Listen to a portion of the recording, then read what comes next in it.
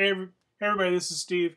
I'm woefully behind on various things. I don't know what happened. I think it was a combination of life, various events, and the Super Bowl. But, anyways, I'll be catching up with various things for this class and the other class I'm teaching. But I wanted to include a very short video along with some other videos that are either going to be above this or below this. Hopefully, below this or above this, you'll see videos of what it looks like to use a Kindle, and also videos of what it in theory looks like to use a iPad, which is yet to be actually physically realized. I might be able to find a video of people using a Nook too. But the point is that all three of these are these different sort of e-reading devices, and take a look at them, because the thing about these e-reading sort of devices is that most of the critiques I've heard against them are from people who've never actually used one before and are used to the sort of sensation of the book. And if your idea of a book is like it's like, oh, pages and the smell and the feel, well, it doesn't do that. But e-readers can be kind of interesting.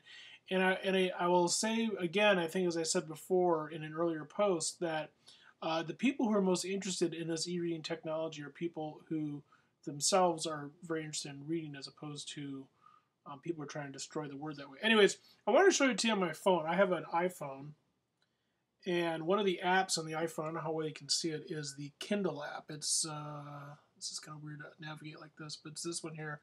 And if I click on this, what I get is Kindle for the iPhone. And this is my library. I just have the one book. It's the Omnivore's Dilemma by Michael Pollan.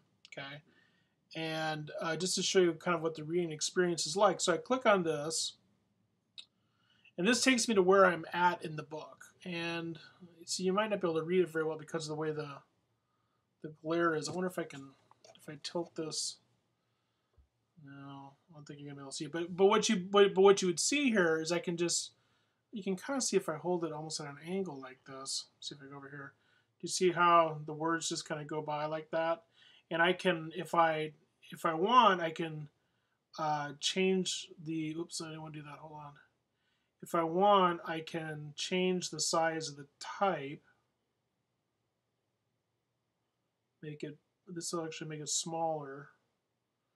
You can kind of see that there, right?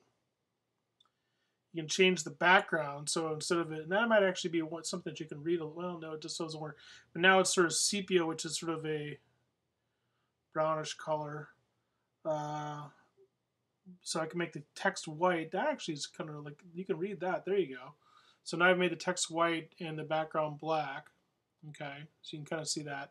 I can do stuff like, if I wanted to, I can select a word like that, and I don't know how well you can see that, but it shows up and it says highlight. If I click on highlight, it'll now it's highlighted in there. I can also do stuff like, I can click where you see it. Also, I don't know if you notice this, but it says note, and I can click on here, and I could actually, there's a little dialogue here where I can type in notes, and it kind of works like this sort of on the Kindle and things like this too.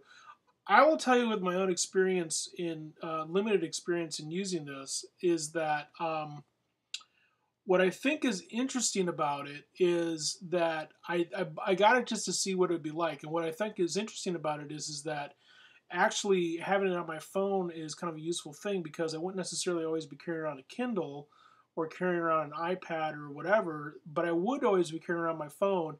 And if I just wanted to have like a novel or some, kind of light reading like this, I can always pull this out and read and just flip through it. And it's actually very comfortable to read things like that. Could I use it as a replacement for a textbook or for some other thing that I had to take notes with or whatever?